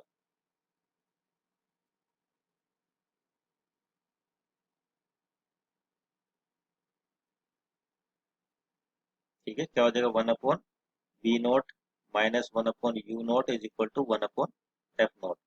ठीक है, तो 1/u0 ये हो जाएगा आपके पास, सॉरी, 1/u0 बराबर, इसको इधर लेके जाएंगे प्लस का, तो 1/v0 माइनस 1/f0। तो 1/v0, v0 की वैल्यू कितनी है आपके पास, 8.75। और ध्यान रखना इस बार ये पॉजिटिव होगी, आप इसको नेगेटिव ना पुट कर देना, क्योंकि सब ज्यादा मिस्टेक ही किसकी होती है, प्लस माइनस की होती है। क्यों प्लस पॉजिटिव आएगा, क्योंकि आपका ये लेंस के इस साइड बन रही है इमेज आपके पास, ठीक है ना, तो ये पॉजिटिव होती है। होल से देखो इधर जाओगे तो नेगेटिव, -1/f0, और आपको ऑब्जेक्टिव की इसका ये दे रखा है 2 सेंटीमीटर। ठीक, तो आप इसको यहाँ से सोल्व करोगे, 1/u0 इज इक्वल टू कितना हो जाएगा, 100/875 -1/2। ठीक है, तो इसको सोल्व करोगे आप, यहाँ से u0 की वैल्यू आ जाएगी जो आपके पास, वो आएगी लगभग लगभग सोल्व करने पर -2.56 सेंटीमीटर। ठीक है क्या, ठीक है, तो अप्रोक्स वैल्यू आके आपके पास ये आ गई। तो यहाँ पर देखो आप, तो जो न्यूमेरिकल सोल्व किया है, यहाँ पर आपने केवल कोई सा भी जो लेंस है ना, उसी के कंसेप्ट को यूज किया आपने। सिंपल माइक्रोस्कोप है, या सॉरी कंपाउंड माइक्रोस्कोप का क्वेश्चन, उसके सिर्फ ट्यूब लेंथ की जो वैल्यू है उस फॉर्मूले को यूज लिया। बाकी आपने जैसे लेंस के क्वेश्चन सोल्व करते हैं उसी तरीके से सोल्व किया है। बस आपको ये पता लग जाना चाहिए कि देखते ही कि यहाँ पे लीस्ट डिस्टेंस पूछी, इसका मतलब नियर पॉइंट है ना, और उसने दे भी रखा अपने को 25, अगर नहीं दे रखा होता तो आप 25 ले लेते। दूसरा इन्फिनिटी पर है, ठीक है, तो जो डेटा दे रखा है पहले उसको समझे कि आपको दे के रखा है, और फिर आपको फाइंड आउट क्या करना है। तो उससे आपके पास न्यूमेरिकल सोल्व करने में थोड़ी आसानी रहती है कि अपने को किस ट्रिक से या कहाँ से स्टार्ट करना है। और दूसरी इंपॉर्टेंट चीज इस केस में, जो रे ऑप्टिक्स के केस में, कि जिसकी बारे में आपको नहीं पता उसका साइन यूज ना करें, जो डेटा गिवन है केवल उसी का साइन यूज करें, तो आपको ऑटोमेटिक आंसर साइन के साथ आता है। ठीक है, एक और न्यूमेरिकल देखते हैं इसी की तरह से, कंपाउंड माइक्रोस्कोप। पहले टेलीस्कोप की, भाई आपका टेलीस्कोप क्या होता है ना, टेलीस्कोप, ठीक है, वर्ड आप सभी ने सुन रखा होगा। टेलीस्कोप अपन यूज भी करते आते हैं कि जो आपके पास डिस्टेंट ऑब्जेक्ट होते हैं, यानी कि आपसे काफी ज्यादा दूर जो ऑब्जेक्ट्स हैं, ठीक है ना, डिस्टेंट ऑब्जेक्ट्स, यानी कि ऐसे ऑब्जेक्ट जो आपसे काफी ज्यादा दूर है, उनको देखने के लिए आपके पास जो डिवाइस यूज होता है उसको आप क्या बोलते हैं, टेलीस्कोप। जैसे डिस्टेंस ऑब्जेक्ट्स की बात करें, प्लैनेट्स हो गए आपके पास, है ना, प्लैनेट्स, स्टार्स और गैलेक्सीज। ठीक है, तो ये आपके पास जो भी डिस्टेंट ऑब्जेक्ट है उनको देखने के लिए, जरूरी नहीं यही, बहुत सारे कोई सा भी डिस्टेंट ऑब्जेक्ट है उनको देखने के लिए जिस डिवाइस का यूज होता है उसको अपन क्या बोलते हैं, टेलीस्कोप। तो आपके कोर्स में जो टेलीस्कोप मेंशन्ड है, एक तो है एस्ट्रोनॉमिकल टेलीस्कोप, और पहले इसी की चर्चा करेंगे, एस्ट्रोनॉमिकल टेलीस्कोप। ठीक, दूसरा होता है आपके पास टेरेस्ट्रियल टेलीस्कोप। ठीक है ना, उसकी चर्चा बाद में करेंगे, पहले इन दोनों इसको सीखेंगे, एस्ट्रोनॉमिकल को। दूसरा होता है आपका टेरेस्ट्रियल टेलीस्कोप। ठीक है, और आता है आपके पास रिफ्लेक्टिंग टेलीस्कोप, रिफ्लेक्टिंग टेलीस्कोप। ठीक है, लेंस कैमरा भी है। पहले तो अपन टेलीस्कोप की बात करेंगे यहाँ पर, तो सबसे पहले डिस्कस करेंगे अपन जो आपका कौन सा टेलीस्कोप है, एस्ट्रोनॉमिकल टेलीस्कोप, ये किस तरीके से काम करता है ना, एस्ट्रोनॉमिकल टेलीस्कोप। ठीक है, तो आपका जो एस्ट्रोनॉमिकल टेलीस्कोप है ये आता है बेसिक मेजर किस काम में, आपके पास गैलेक्सी, स्टार्स, प्लैनेट्स, एस्ट्रॉयड जो स्पेस के अंदर होते हैं उनको देखने के काम आता है। किस तरीके से काम करता है इसका ले डायग्राम देखते हैं एक बार, या आउटलेट डायग्राम देखते हैं, एस्ट्रोनॉमिकल टेलीस्कोप आपको किस तरीके से दिखाई देता है। तो यहाँ पे आपके पास क्या होते हैं, दो लेंस होते हैं आपके पास, एक तो ऑब्जेक्टिव लेंस और एक आईपीस। ठीक है, इसका डायग्राम बनाते हैं एस्ट्रोनॉमिकल टेलीस्कोप का किस तरीके से। ये तो हो गया आपके पास ऑब्जेक्टिव, ठीक है, और ये होगी इसकी ऑप्टिकल एक्सिस, सपोज करिए।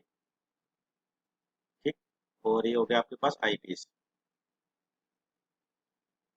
अब यहाँ पर होगा क्या कि जो आप इसको लिख लेते हैं F0, ऑब्जेक्टिव है तो इसका जो फोकल लेंथ F0 है, और ये आईपीस है तो FE। ठीक, तो अब जो आपके पास टेलीस्कोप है एस्ट्रोनॉमिकल, ये डिस्टेंट ऑब्जेक्ट यानी काफी ज्यादा दूर से जो ऑब्जेक्ट्स हैं उनको देखने काम आता है। तो जो चीजें आपसे काफी ज्यादा दूर है, तो इनकी उनसे जो रेज आ रही होंगी वो क्या होगी, इस वाले लेंस पर, यानी कि ऑब्जेक्टिव लेंस पर, इसको क्या नाम दोगे आप, ऑब्जेक्टिव लेंस। ठीक है, जैसे आपके पास टेलीस्कोप में, माइक्रोस्कोप में होता है, उसी तरीके से इसको कहते हैं अपन ऑब्जेक्टिव लेंस। ठीक है ना। और ये क्या होगा आपके पास, आई पीस। ठीक।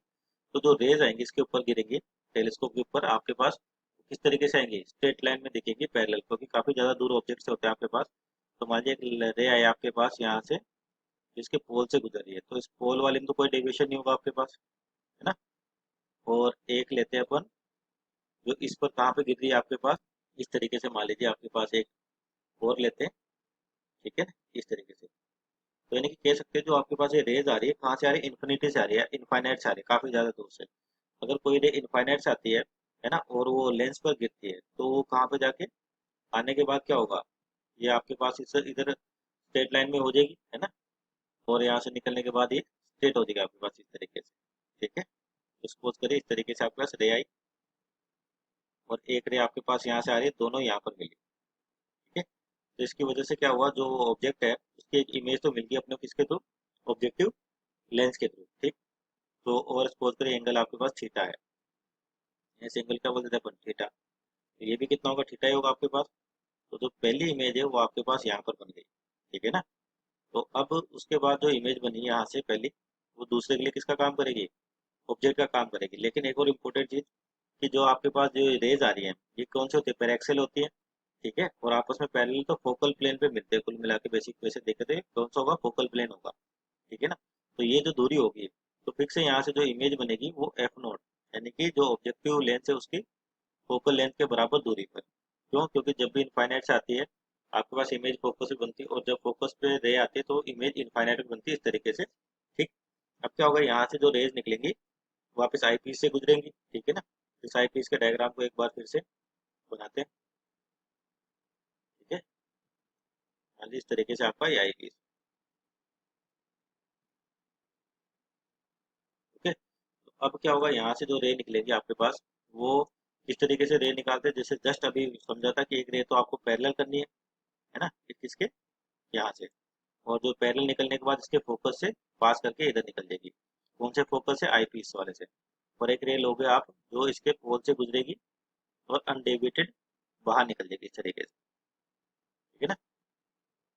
तो इसका मतलब जो आपका विजन है, यानी कि जो आप इसको सीन कर रहे हो इस जगह से सीन कर रहे हैं ना। ठीक है, यहाँ से देख रहे हैं। तो यानी कि जो रेज यहाँ से आने के बाद और आई पे गिर रही है, तो ये दो रेज आपको कहाँ से आती लगे, कहीं इधर से आती हुई लगेंगी, यानी कि इस तरीके से, है ना। ठीक, इस तरीके से आपको रेज आती लगी, यानी कि इमेज आपकी कहाँ पर बन रही है, इस वाली जगह पर बन रही है। सपोज करिए ये होगी आपके पास इमेज। ठीक है ना, इसको बोल देते हैं H I, height of image, और ये हो गया first height of object. Simple चाहे तो आप एच एच डैश कुछ भी ले सकते हो, कोई दिक्कत नहीं। ठीक है ना। अब देखो, तो आपके पास ये देखिए आई पीस है ना, और यहाँ से आपके पास इमेज बन रही है, तो फाइनल इमेज की जो दूरी देखते हैं अपन, क्या होती है, एक तो आपके पास वही लीस्ट डिस्टेंस, यानी कि डी के बराबर, या फिर इनफाइनाइट के बराबर। तो एक बार तो डी लिख देते हैं, आप चाहे तो वी भी लिख सकते हैं, कोई दिक्कत नहीं है ना। फाइनल इमेज आपके पास इस वाले लेंस से यहाँ पर बन रही है आपके पास फाइनल इमेज। ठीक है, और इस एंगल को बोल देते हैं अपन, ये बनता है आपके पास थीटा डैश या थीटा नॉट, है ना। तो अब देखो, तो आपके पास जो डिस्टेंट ऑब्जेक्ट है वहां से जो रेज आई, तो फोकल लेंथ से निकली, और आपके पास यहाँ पर इमेज बन गई। तो ये इमेज क्या करेगी, इस वाले आई पीस के लिए ऑब्जेक्ट का काम करेगी। तो दो रे लिए अपन ने, एक तो जो पैरेलल जा रही है, ठीक से इसके फोकस से पास कर देगी, किसके, आई पीस के फोकस से। और दूसरी पोल से गुजरी तो अनडेविएटेड निकल जाएगी। तो ये आपको यहाँ से आती हुई लग रही है, इसका मतलब इमेज आपकी यहाँ पर बन रही है ना। अब देखो, यहाँ पर भी जो मैग्निफिकेशन होगा वो कौन सा होगा, एंगुलर मैग्निफिकेशन ही होगा आपके पास।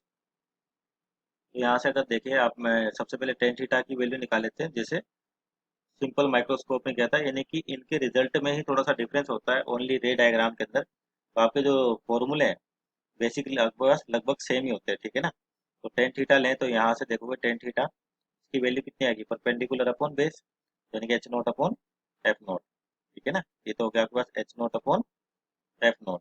ठीक है, और थीटा जनरली छोटा होता है, तो ये थीटा इक्वल टू क्या हो जाएगा, theta, because theta is small. अगर आपका थीटा स्मॉल है ना, तो क्या होगा आपके पास, टेन थीटा बराबर लगभग थीटा रहता है। उसी तरह से थीटा और थीटा डैश भी क्या रहेगा आपके पास, स्मॉल ही रहेगा। तो यहाँ से अगर मैं टेन थीटा डैश की वैल्यू भी निकालूं, tan theta dash is equal to, इस डायग्राम को देखें तो मान लीजिए दूरी है आपके पास यहाँ से आई पी से इसकी यू ई, ठीक। तो tan theta perpendicular upon base हो जाएगा वापस, तो परपेंडिकुलर कितना है, H naught upon you E, ठीक। तो जो मैग्निफिकेशन आ जाएगा आपके पास, और कौन सा मैग्निफिकेशन आएगा, एंगुलर ही आएगा यहाँ पर मैग्निफिकेशन,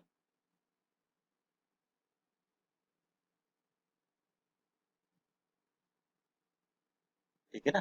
तो magnification basically theta dash upon theta, और अप्रोक्सीमेटली किसके बराबर होगा ये, थीटा डैश के, क्योंकि दोनों ही एंगल आपके पास क्या स्मॉल है। तो यहाँ से थीटा डैश अपॉन थीटा, और थीटा डैश की वैल्यू है कितनी, H naught upon you E, H naught upon you E into theta, value कितनी, H naught upon F naught, तो यानी कि एच नॉट तो यहाँ आ जाएगा आपके पास, और एफ नॉट किधर चल जाएगा, ऊपर की ओर।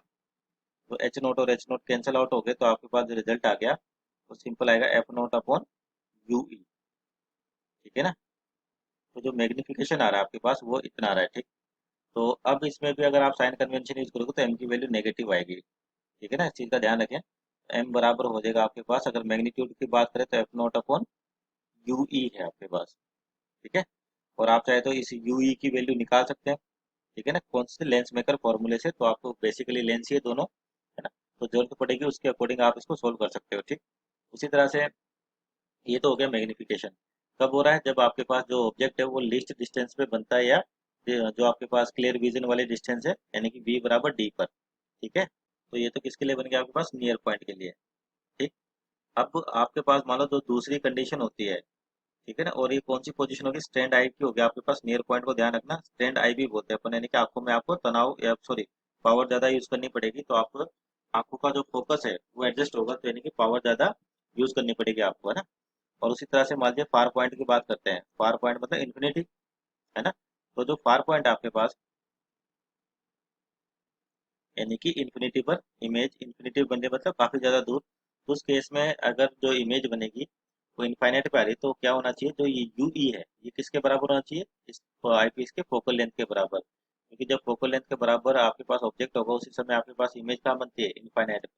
यानी कि यहाँ पर जो कंडीशन आ जाएगी आपके पास, यू ई किसके बराबर हो जाएगा, सिंपल एफ ई के बराबर हो जाएगा, यानी फोकल आई पीस के फोकल लेंथ के बराबर। तो आपका जो मैग्निफिकेशन है बेसिकली वो कितना आ जाएगा यहाँ से, F not upon F E, आप चाहे तो माइनस यूज कर सकते हो, पर मैग्नीट्यूड वाइज बात करें तो ये होगा आपके पास।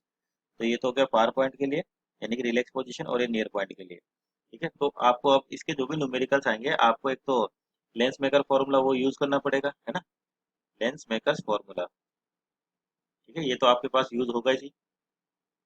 और दूसरा जो मैग्निफिकेशन है उसको भी आप डायरेक्ट सोल्व कर सकते हो, ठीक है ना, कैसे, जो आपके पास पुराने जो लेंस के फॉर्मूले वही काम आते हैं, बस ये चीजें केवल समझाने के लिए कि आपका जो टेलीस्कोप है वो इमेज कैसे बनाता है, तो आपको ये चीजें भी आनी चाहिए, या सिंपल बोलते हैं आपको रे डायग्राम कंप्लीट इसका क्लियर होना चाहिए, ठीक है ना।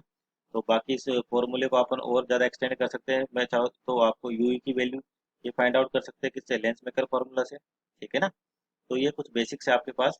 तो उसी तरह से एक जो आपका न्यूमेरिकल है उसको देखते हैं, जो क्या क्या दे रखा था कि टेलीस्कोप है जिसमें फोकल लेंथ, ऑब्जेक्टिव लेंथ की फोकल लेंथ 50 सेंटीमीटर। तो यहाँ से एक और इम्पोर्टेंट बात कि जो आपके पास यहाँ पे ऑब्जेक्टिव लेंस है, ठीक है ना, कौन सा ऑब्जेक्टिव लेंस है जो आपके पास, उसका जो फोकल लेंथ होगी आपके पास इस बार ये ज़्यादा होगी किससे, आई पीस से, ठीक है। और ये भी कह सकते हैं इसका अपर्चर, अपर्चर का मतलब इसका जो डायमीटर है फोकल का वो ज़्यादा होगा किससे, आई पीस से, क्यों, क्योंकि ये ज़्यादा से ज़्यादा रे को कलेक्ट कर सके, क्योंकि डिस्टेंट विजन यानी कि डिस्टेंस ऑब्जेक्ट है आपके पास, काफ़ी ज़्यादा दूर से रेज आती है ना, तो ये चीज़ भी ध्यान रखें। लेकिन माइक्रोस्कोप में क्या था, ये रिवर्स था आपके पास, है ना, आई पीस का ज़्यादा था और ऑब्जेक्टिव का कम था, लेकिन यहाँ पर ऑब्जेक्टिव आपको ज़्यादा मिलेगा, ठीक है। तो अब उस न्यूमेरिकल में जो वैल्यू दे रखी है उसकी वैल्यूज की एक एक करके चर्चा कर लेते हैं, कि आपको जो एफ नोट है ना, वो कितना दे रखा है, 50 सेंटीमीटर, ठीक है ना। देख लेते हैं एक बार डेटा, 50 सेंटीमीटर दे रखा है, 50, आईपीस की फोकल लेंथ 5 सेंटीमीटर है, और least distance of distinct vision आपके पास 25 सेंटीमीटर है, और टेलीस्कोप को कहाँ पर फोकस कर रखा है, 200 सेंटीमीटर दूर किससे, ऑब्जेक्टिव से, ठीक है। तो आपको ये चीजें भी लिख लेते हैं, एक तो ये दे रखा है, और आईपीस का कितना दे रखा है, 5 सेंटीमीटर, है ना। और डी यानी कि least distance of distinct division आपके पास उसके लिए कितनी 25 सेंटीमीटर ये दे रखी है, ठीक है ना, 25 सेंटीमीटर। ठीक। और जो ऑब्जेक्ट है आपके पास वो यानी कि जहाँ से रेज आ रही है डिस्टेंट ऑब्जेक्ट से, वो आपके पास कितना है, ये तो दे रखा है 25 सेंटीमीटर। यानी कि यू नोट दे रखा है आपको कितना, 200 सेंटीमीटर। यानी कि वहां से आपके पास रेज आ रही है। तो आपको फाइंड आउट क्या करना है इसमें, एक तो सेपरेशन बताना ऑब्जेक्टिव और आईपीस के बीच में, और मैग्निफिकेशन प्रोड्यूस कितना मैग्निफिकेशन आपको मिलता है। तो सेपरेशन का मतलब वही ट्यूब लेंथ, यहाँ से भी चाहो तो आप ट्यूब लेंथ निकाल सकते हो, कैसे, इस डिस्टेंस को और इसको जोड़ दो। यानी कि अगर मैं सिंपल यहाँ पे ट्यूब लेंथ भी लिखना चाहूँ इस वाले के लिए, ट्यूब लेंथ सिंपल क्या हो जाएगी, नियर पॉइंट के लिए तो देखिए F not plus you E, F not plus you ई। और मान लीजिए फार पॉइंट के लिए लिखेंगे तो F not plus F E हो जाएगा आपके पास, ठीक है ना, किसके लिए, फार पॉइंट के लिए,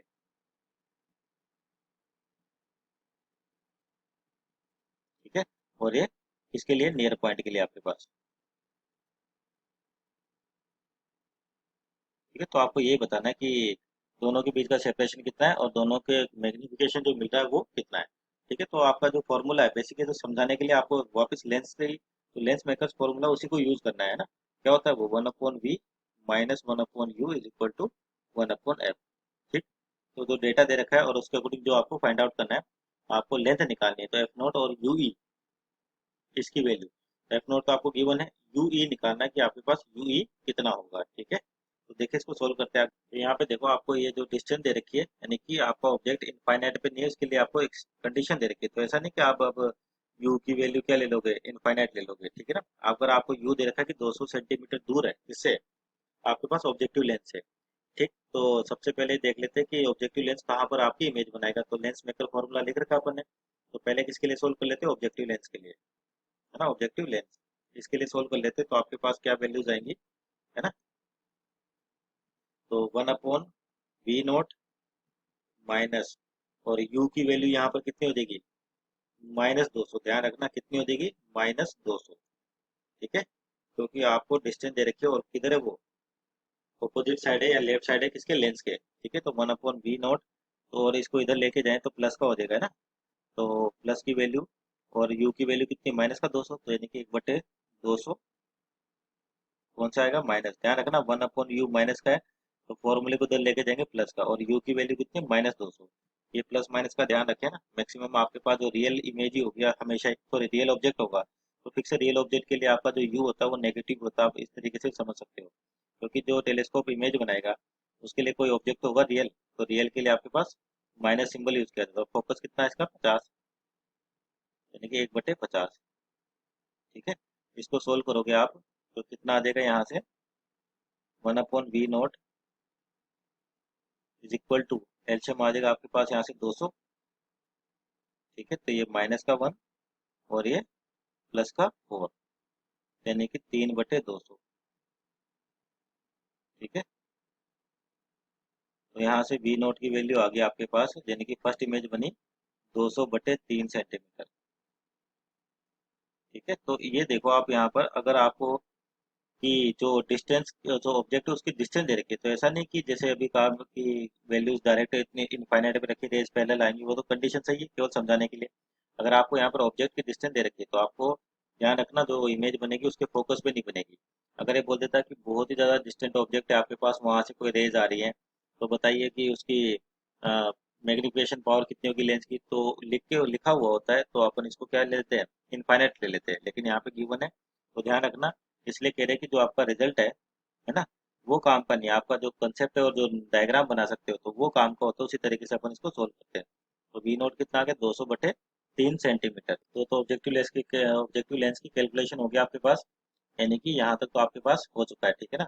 और इस बार ध्यान रखना ये एफ नोट के बराबर नहीं होगा क्योंकि डिस्टेंस आपको गिवन है। अब आपको इस यू ई की वैल्यू निकालनी, तभी जाके आप इस ट्यूब लेंथ को निकाल पाओगे इन दोनों को ऐड करके। तो यू ई निकालना है अपने को।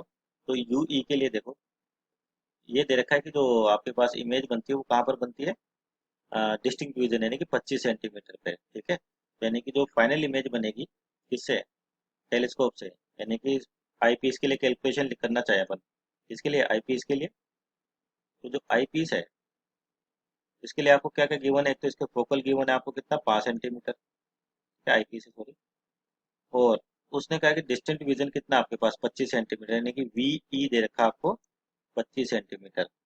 और कौन सा होगा, माइनस का, क्योंकि जो आपकी इमेज बनेगी ऑपोजिट टू डायरेक्शन ऑफ रे बन रही है, क्या होगा 1 अपॉन, इस बार आई पी इसके अंदर v E minus 1 upon you E is equal to 1 upon F.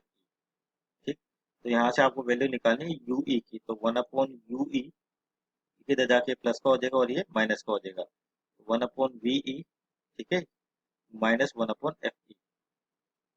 और वी ई की वैल्यू है कितनी, -25 सेंटीमीटर। ध्यान रखिए इसका, ये गलती ना करते आप कि 25 प्लस ले लो तो आपका आंसर गलत हो जाएगा। जिसके बारे में पता है वो तो साइन के साथ ही यूज करना हमेशा ही।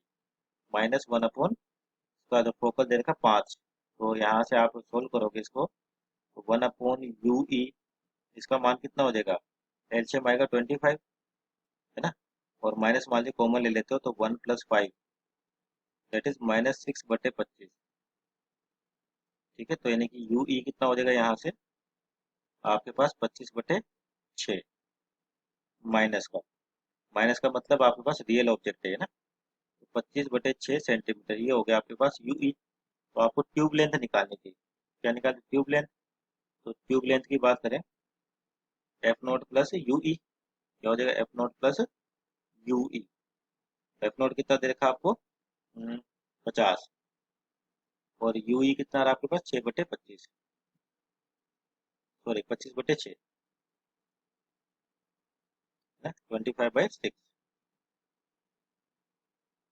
और यहाँ फिर बोल रहे हैं कि माइनस यूज ना करें यहाँ पर, है ना, क्योंकि माइनस केवल क्या बता रहा है आपको, पोजीशन बता रहा है किसकी, इमेज की। ठीक है ना, क्योंकि ट्यूब लेंथ में हमेशा ध्यान रखना मैग्नीट्यूड फाइंड आउट करते हैं अपन, यानी कि नेगेटिव वैल्यू को उसको पॉजिटिव लेके चलना है। तो यहाँ से ट्यूब लेंथ हो जाएगी आपके पास, सोल्व करोगे तो एलसीएम आएगा 6, हो जाएगा 300, है ना, प्लस 25/6, टोटल हो गया 325/6 सेंटीमीटर। तो ये आपके पास ट्यूब लेंथ आ गई। दूसरा क्या फाइंड आउट करना था आपको, मैग्निफिकेशन प्रोड्यूस, यानी कि कितना मैग्निफिकेशन मिला। तो जो सेकंड पार्ट है इसका, मैग्निफिकेशन की बात कर लेते हैं ना। तो आपका मैग्निफिकेशन कहाँ से होगा, फर्स्ट वाले लेंस से भी होगा और सेकंड वाले लेंस से भी होगा, है ना।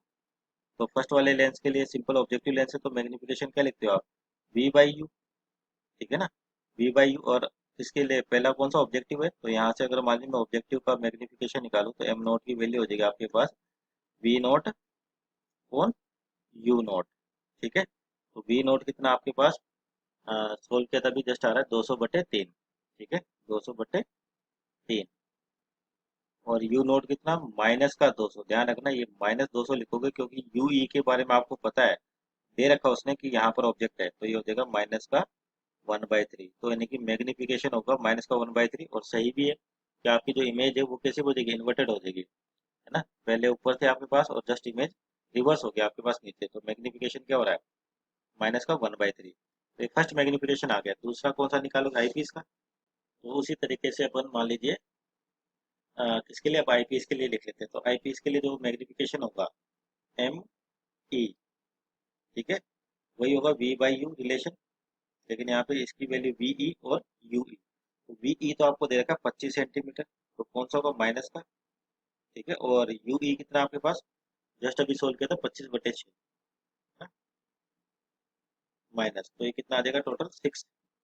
तो आपके पास जो मैग्निफिकेशन आ रहा है 6 का आ रहा है, तो नेट मैग्निफिकेशन प्रोड्यूस होगा आपके पास सिंपल, दोनों को मल्टीप्लाई कर दो, ऑब्जेक्टिव इंटू आईपीएस, तो ये हो गया आपके पास -1/3 × 6, यानी कि माइनस का 2 सेंटीमीटर। ठीक है, अगर आपसे मैग्नीट्यूड पूछा जाता है वैसे बेसिकली, तो मैग्नीट्यूड कितना हो जाएगा, सिंपल नेट मैग्निफिकेशन का 2 सेंटीमीटर हो जाएगा, सॉरी ये डायमेंशन इस क्वांटिटी सेंटीमीटर नहीं, ठीक है। तो यानी कि मैग्निफिकेशन कितने का प्रोड्यूस हो रहा है आपके पास, 2 का, ठीक है, ठीक है। तो किसका है, माइनस का। तो माइनस केवल आपको क्या बता रहा है कि जो इमेज बनेगी वो आपकी कैसी होगी, इन्वर्टेड होगी, ठीक है ना, आपके पास जो इमेज आएगी, ठीक है, कैसी हो जाएगी, इन्वर्टेड। तो आज के लिए आपके पास यहाँ पर अपन ने सिंपल माइक्रोस्कोप, कंपाउंड माइक्रोस्कोप और टेलीस्कोप कि क्या होता है, किस तरीके से काम करते हैं, है ना, इसके बारे में समझा। तो नेक्स्ट जो आपके पास टेरेस्ट्रियल टेलीस्कोप, रिफ्लेक्टिंग टेलीस्कोप और इनसे रिलेटेड जो क्वेश्चन है, आपको जो कंफ्यूजन आती है कि डेटा कैसे पुट करें, तो वो नेक्स्ट लेक्चर में होगा। ओके। तो आज के लिए इतना ही। Thank you.